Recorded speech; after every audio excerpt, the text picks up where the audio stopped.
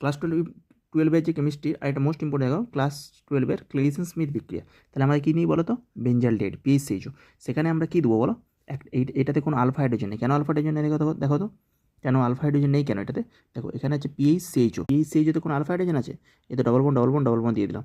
তাহলে দেখো এই যে কার্বনিলের সাপেক্ষে এই কার্বনটা, এখানে কোনো আলফা হাইড্রোজেন আছে? কোনো আলফা হাইড্রোজেন নেই। তাহলে আমরা কী করবো, এখানে আলফা হাইড্রোজেন নেই, একটাতে আলফা হাইড্রোজেন থাকবে না, একটাতে আলফা হাইড্রোজেন থাকবে। আমি বলেছি এইভাবে মনে রাখতে বলেছি।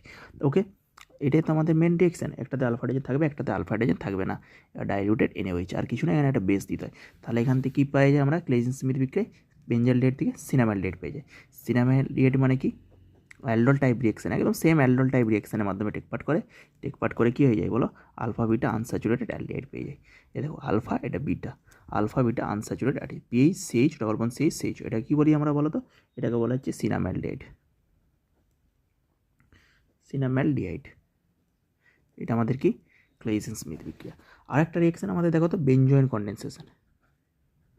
এইটা হচ্ছে একদম এক্সামিনার ফেভারিট রিয়েকশন। ওকে, বেনজয়েন কনডেনসেশন, এখান থেকে প্রতি বছর একটা কোশ্চেন আসে এইচএস কেমিস্ট্রি।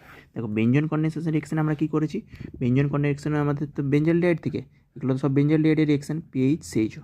এই যে বেঞ্জালডিহাইড দেখছো, এটা বেঞ্জালডিহাইড রিয়েকশন। এখানে কী হয়, দুই মলিকুল শুধু বেঞ্জালডিহাইড টেক পার্ট করে। মানে আমি একবারে দুই না লিখে এখানে আমি লিখে দিলাম আর কোনো PH CHO। এখান থেকে আমরা কী প্রোডাক্ট পাই গো, এখান থেকে দুই অণু বেঞ্জালডিহাইডের কনডেনসেশন রিয়েকশনের মাধ্যমে যুক্ত হয়ে যায়। শুধু এই একটাতে আমাদের যে কোনো দেখো দুটো কার্বনিল আছে, যে কোনো একটাতে কী হয়ে যাবে, OH হয়ে যাবে, যে কোনো একটাতে OH হয়ে গেল, একটাতে C ডবল বন্ড ও PH। ওকে, এটা কনডেনসেশনের মাধ্যমে আমরা কী হয়ে যাবে, এটা কনডেনসেশনের মাধ্যমে যুক্ত হয়ে যায় এই রিয়েকশনটা। এটা CHOH আর এখানে কি CHOH। আর এতে কি আমাদের দেওয়া হয় বলো তো, এটাতে রিয়েজেন্ট হচ্ছে KCN। এই সায়ানাইড নেগেটিভটা প্রথমে কী করে, এই কার্বনিলে যে অ্যাটাক করে, এটা O নেগেটিভ খুলে দেয়।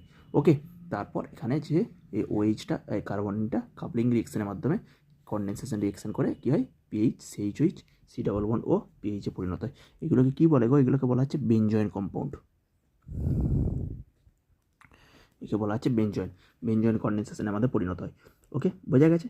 আর একটা ইম্পর্টেন্ট রিয়েকশন আমি তোমাদের কী বলেছি, এটাতে একটা পারবে, এটা KCN দিয়ে, এটা আমাদের মেকানিজম পোর্শনটা আমার দেখবে, তাহলে মেকানিজম পড়তে থেকে বুঝতে পারবে ভালোভাবে। ওকে, কীভাবে আমাদের এটা COH CN হয়ে গেল, কীভাবে তারপর লাস্ট স্টেপে কী হবে, CNটাকে বাইরে বার করে CHOH CN এ পরিণত, ও C ডবল বন্ড ও এ পরিণত হবে। ওকে, আর দেখো আরেকটা রিয়েকশন কি আমাদের পার্কিন রিয়েকশন,